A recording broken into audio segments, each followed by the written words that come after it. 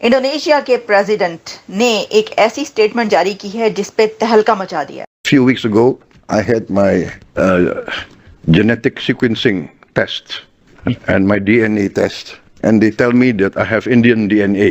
So, Indonesia के president ने ये कह दिया है कि आई हैव इंडियन डीएनए, मेरा तो जो डीएनए है वो इंडियन है। इंडोनेशिया तो एक इस्लामिक कंट्री है, उन्हें तो as a Muslim country Pakistan को सपोर्ट करना चाहिए था, पाकिस्तान का साथ देना चाहिए था, लेकिन उन्होंने इंडिया की हमायत की। और जली ना, तेरी भी जली। रिपब्लिक डे परेड भारत की देखकर उन्होंने बयान दिया कि मेरे अंदर इंडियन डीएनए है, मतलब इंडियन खून है मेरे अंदर। इनका कहना है इनका सिर्फ डीएनए ही भारतीय नहीं है, बल्कि जैसे ही ये हिंदी गाना सुनते हैं इन्हें नाचने से कोई रोक नहीं पाता है। इंडोनेशियन प्रेसिडेंट जो कह रहा है उसका इंडियन डीएनए। ये इतनी बड़ी बात उन्होंने कह दी कि 57 इस्लामिक कंट्रीज में इस वक्त क्या कहा जा रहा है, क्या सोचा जा रहा है।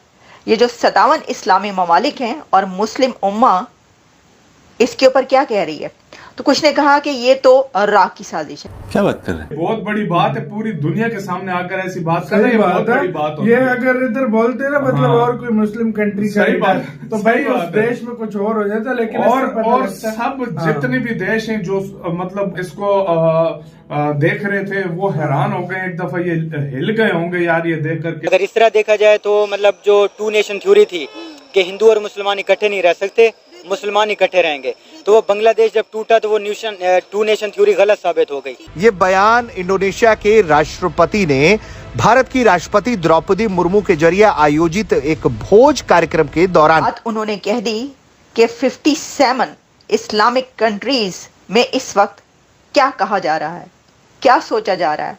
ये जो 57 इस्लामी ममालिक हैं और मुस्लिम उम्मा इसके ऊपर क्या कह रही है, तो कुछ ने कहा कि ये तो राग की साजिश है। देखिए, अब ये जिसकी भी साजिश हो, लेकिन ये साजिश हो गई है, क्योंकि प्राबोवो सुबियांतो ने धड़ल्ले से सरेआम ये कहा है कि उन्होंने अपने जेनेटिक सीक्वेंस करवाया, यानी डीएनए करवाया, और उस डीएनए में उनको ये पता चला कि वो तो इंडियन ओरिजिन से हैं, उनका डीएनए इंडिया का निकला।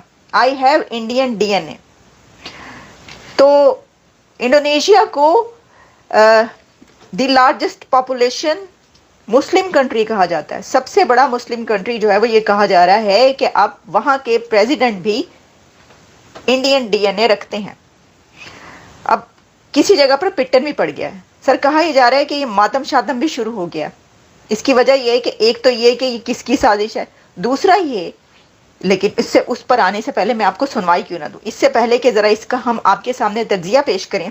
उन्होंने जो बात कही सर वो पहले आप सुन लें, अपनी खुद अपने गुनाहगार कानों से आप इसको सुने, मुलाहिजा करें कि उन्होंने ये क्या कहा है, और ख़ास तौर पर जितने भी 57 इस्लामिक कंट्रीज है वो सब मिलकर ये सुने, और उसमें हसन निसार साहब और जैद हामिद साहब वो तो ज़रूर कान लगा के ये सुने, अगर उन्होंने अभी तक नहीं सुना, वैसे वो सुन चुके होंगे ये।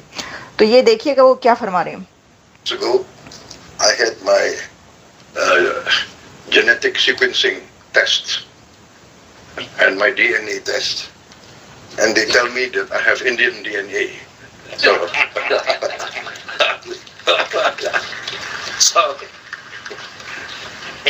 and everybody knows when I hear Indian music, I start dancing. So you know. भाई वो जैसे ही इंडियन म्यूजिक सुनते हैं वो कह रहे हैं कि मैं डांस करना शुरू कर देता हूँ। अच्छा, प्रॉब्लम ये है कि ये तो पूरी दुनिया में होता है। पूरी दुनिया में जो भी यहाँ पर कितने ऐसे लोग हैं, हॉलीवुड सेलिब्रिटीज तो पागल हैं इंडियन म्यूजिक के पीछे और इंडियन कल्चर के पीछे, और पूरी दुनिया में। तो इसका मतलब है कि पूरी दुनिया के जहाँ पर भी जो लोग भी इंडियन म्यूजिक सुनकर रक्स करना शुरू कर देते हैं तो उनका डीएनए कहीं ना कहीं जाकर इंडिया से मिलता है। क्या इसको ये समझे हम?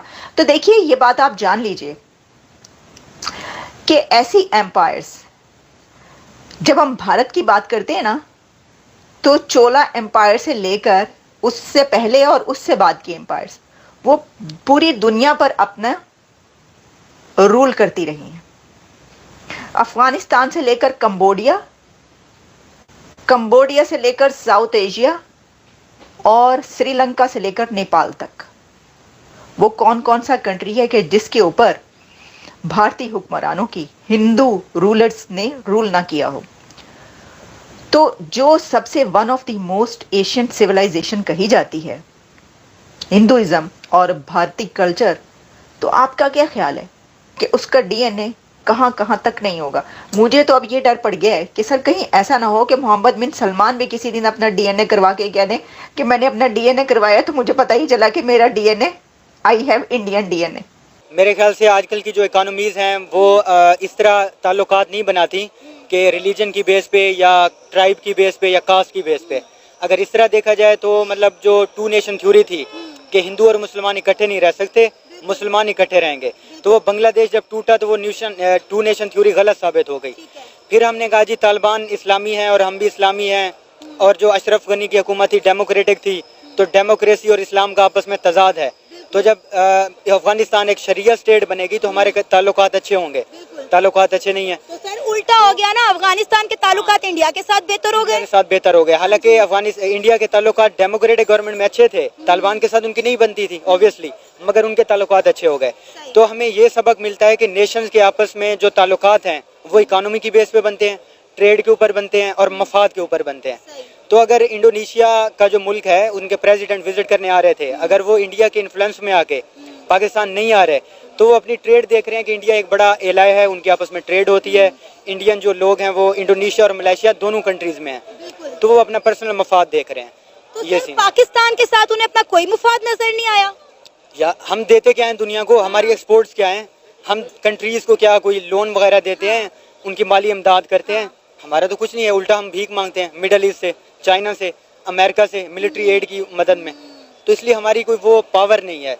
तो सर इस तरह तो फिर आहिस्ता आहिस्ता पाकिस्तान आइसोलेट हो जाएगा। ऑलरेडी आप देखें कि हमारे मुल्क के जो हालात हैं, कोई कंट्री ना तो हमें सपोर्ट करती है, ना ही कोई हमारे मुल्क में विजिट के लिए आता है, इन्वेस्टर भी नहीं आता। नमस्कार दोस्तों, राष्ट्रपति भवन में शनिवार को शाम इंडोनेशिया के राष्ट्रपति के सम्मान में भोज का आयोजन किया गया था। इस दौरान खाने की टेबल पर देश के शीर्ष राजनेताओं समेत राष्ट्रपति और प्रधानमंत्री भी बैठे थे। खाने से पहले इंडोनेशिया के राष्ट्रपति प्रबोवो सुबियांतो ने भारतीय डीएनए की बात की। राष्ट्रपति भवन ने शनिवार को इंडोनेशिया के राष्ट्रपति के सम्मान में दिए गए भोज का वीडियो यूट्यूब पर जारी किया है, जिसमें सुबियांतो अपनी बात कह रहे हैं। उन्होंने कहा, मैं बताना चाहूँगा राष्ट्रपति, प्रधानमंत्री, उपराष्ट्रपति जी, कुछ हफ्ते पहले मैंने जेनेटिक वेरिएशन टेस्ट और डीएनए टेस्ट करवाया था और उन्होंने मुझे बताया कि मेरा भारतीय डीएनए है। हर कोई जानता है कि मैं जब भी भारतीय संगीत सुनता हूँ तो मैं थिरकना शुरू कर देता हूँ। यह जरूर उसी वजह से होगा। सुबियांतो ने ये कहने के बाद उसके बगल में बैठे प्रधानमंत्री नरेंद्र मोदी और उपराष्ट्रपति जगदीप धनखड़ जोर जोर से हंसने लगे। इस बयान से पहले सुबियांतो ने भारत और इंडोनेशिया के ऐतिहासिक संबंधों की बात की। उन्होंने कहा कि भारत और इंडोनेशिया का एक लंबा प्राचीन इतिहास रहा है। हमारे बीच सभ्यतागत संबंध रहे हैं, यहाँ तक कि हमारी भाषा का एक बहुत महत्वपूर्ण हिस्सा संस्कृत से आता है। सुबियांतो ने कहा कि इंडोनेशिया में कई नाम वास्तव में संस्कृत के नाम हैं और हमारी रोज़मर्रा की ज़िंदगी में प्राचीन भारतीय सभ्यता का प्रभाव मजबूत है। मुझे लगता है कि ये भी हमारे जेनेटिक के हिस्से हैं।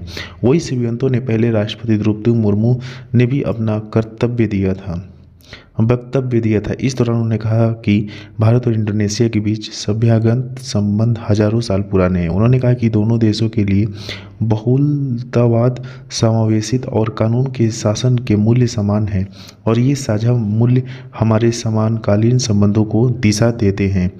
राष्ट्रपति मुर्मू ने सदियों पुराने सभ्यतागत संबंधों के लिए बाली यात्रा पर्व का उदाहरण दिया। प्राचीन काल में भारत के नाविक और व्यापारी बाली और हिंद प्रशांत क्षेत्र की दूसरी जगह की ओर यात्रा करते थे और इसी से बाली यात्रा पर्व मनाना शुरू हुआ। आज भी कार्तिक पूर्णिमा के मौके पर ओडिशा के कटक में ये पर्व मनाया जाता है। राष्ट्रपति मुर्मू ने हिंद प्रशांत की परिकल्पना और भारत की एक्ट ईस्ट पॉलिसी में इंडोनेशिया को एक महत्वपूर्ण स्तंभ बताया।